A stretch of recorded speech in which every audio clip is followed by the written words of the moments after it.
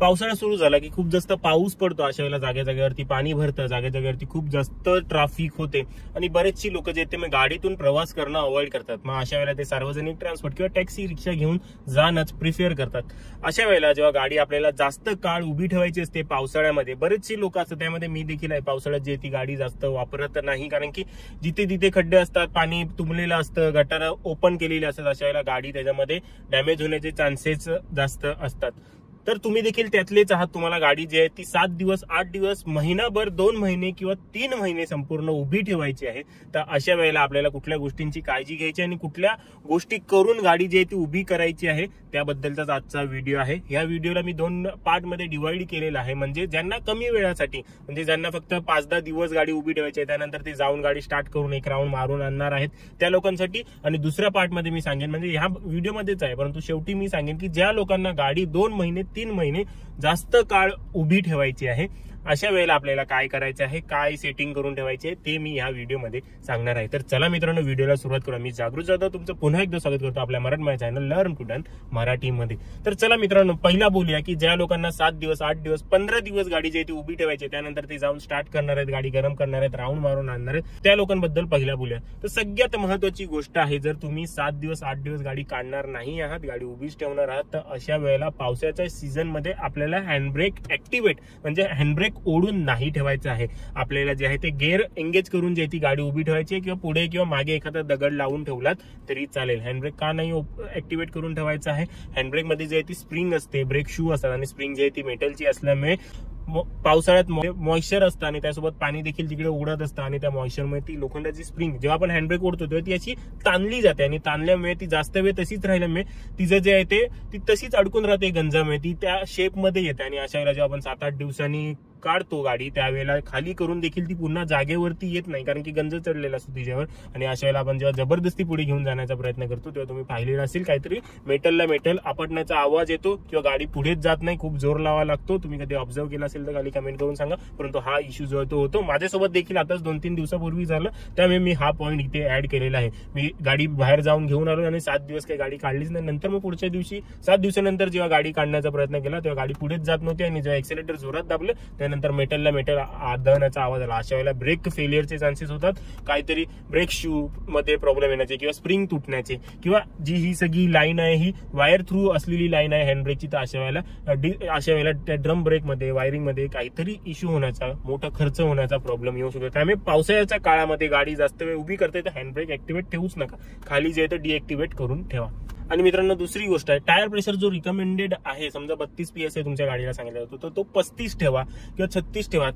4-5 PSI जो आहे तो जास्त ठेवा, कारण की जर कमी ठेवाल तर ऑलरेडी कालांतराने PSI जे आहे ती कमी कमी होत जाते. मग त्यावेळेला मग टायरवरती तो प्रेशर पडतो आणि तो टायर जो आहे तो त्या बाजूनी डॅमेज होण्याचा किंवा तो शेप पकडण्याचा चान्सेस जास्त असतात. त्यामुळे जर तुम्ही PSI जास्त ठेवाल तर तेवढा लोड रबरवरती आणि टायरवरती, रिमवरती येणार नाही, रिम डॅमेज होणार नाही, टायर देखील शेप लगेच बदलणार नाही. आणि PSI जास्त असल्यामुळे जेव्हा तुम्ही याल कधी तर तुम्हाला PSI जी आहे ती ऍड इक्विट मिळून येईल. आणि मित्रांनो, सगळ्यात महत्वाची गोष्ट आहे जी तिसरी आहे ती म्हणजे फ्युल टँक जो आहे तो आपल्याला अर्ध्यापेक्षा जास्त ठेवायचा आहे. बरेचशी लोक काय करतात, अरे यार मला तर गाडी आता चालवायची नाही आहे तर मी कशाला जास्त पेट्रोल भरून ठेवू, खूप कमी करून ठेवतात. अशा वेळेला रस्टिंगचे चान्सेस खूप जास्त असतात. आतमध्ये मोटर असते, आपला फ्युल पंप असतो, फ्युल मोटर असते, त्यावेळेला रस्टिंगचे चान्सेस खूपच जास्त असतात. जेव्हा ती फ्युल मोटर जी आहे जेव्हा ती पेट्रोलमध्ये भरलेली आहे तर अशा वेळेला ती चांगल्या प्रकारे योग्य काम करते, परंतु जी तेव्हा जर ती ड्राय झाली अशा वेळेला डर्ट देखील क्रिएट होतात आणि जो पेट्रोल आहे तो देखील सेपरेट व्हायला लवकर सुरुवात येते. जेव्हा आपण खूप जास्त वेळ ठेवतोय,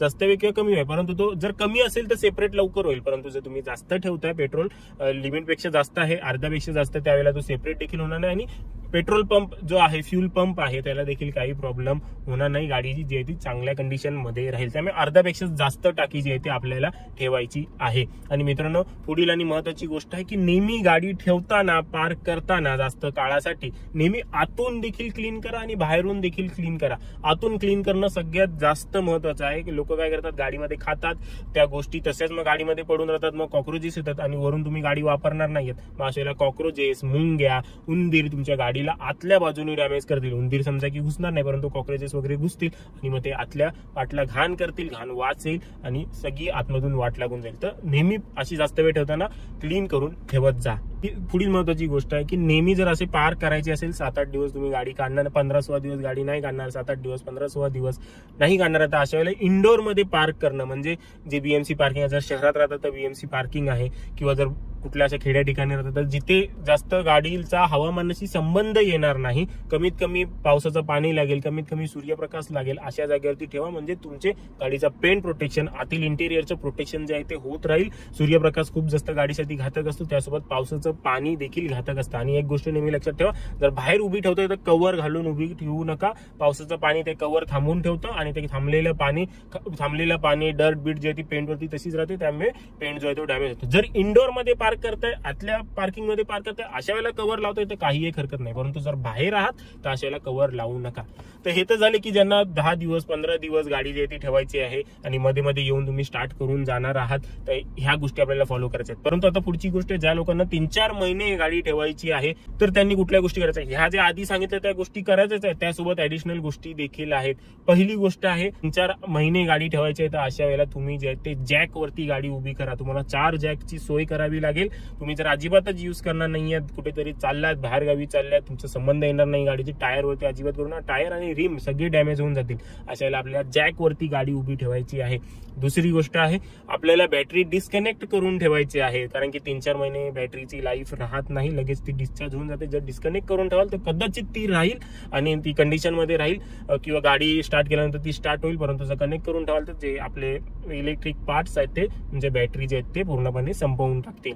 आणि सगळ्यात महत्वाची गोष्ट, जास्त काळासाठी ठेवतो तर अशा वेळेला फ्यूल, जे सगळे फ्लुइड आहेत, ब्रेक ऑइल झालं, इंजिन ऑइल झालं, ऑइल फिल्टर झालं, या सगळ्या गोष्टी आपल्याला चेंज करूनच ती ठेवायची आहे. जर असेच जे वापरलेलेच ठेवाल तर अशा वेळेला, कारण की हे फ्लुइड वगैरे जे आहेत ते देखील सेपरेट व्हायला, कारण की केमिकलनीच बनलेले आहेत, मग ते सेपरेट व्हायला चालू होते, मग ते योग्य प्रकारे काम करत नाहीत. मग त्याच्यामुळे जर तुम्ही चांगले आणि नवीन फ्लुइड टाकाल तर त्याची लाईफ देखील असते, वर्षभराची लाईफ असते, तर तुम्ही ती नवीन टाकाल तर अशा वेळेला काही प्रॉब्लेम होणार नाही. तर ह्या काही गोष्टी आपल्याला करायच्या आहेत जर आपल्याला गाडी जास्त काळासाठी तशीच उभी ठेवायची आहे तर. मित्रांनो, आशा करतो तुम्हाला माझ्या व्हिडिओपासून मदत झालेली असेल, व्हिडिओ आवडलेला असेल. अजून काही ऍडिशनल तुम्हाला वाटत असेल की हे देखील आपण करू शकतो तर ते कमेंट करून सांगा. नक्कीच आपल्या फॉलोअर्सला, सबस्क्रायबरला, आपल्या या फॅमिली मेंबर्सला त्याच्यापासून मदत होईल. व्हिडिओ आवडला असेल लाईक करा, त्यांनी मला मोटिवेशन मिळतं, मला कळतं की तुम्हाला व्हिडिओ आवडत आहेत. तर मित्रांनो, आपल्या आजच्या व्हिडिओमध्ये एवढंच. भेटूया पुढच्या व्हिडिओमध्ये.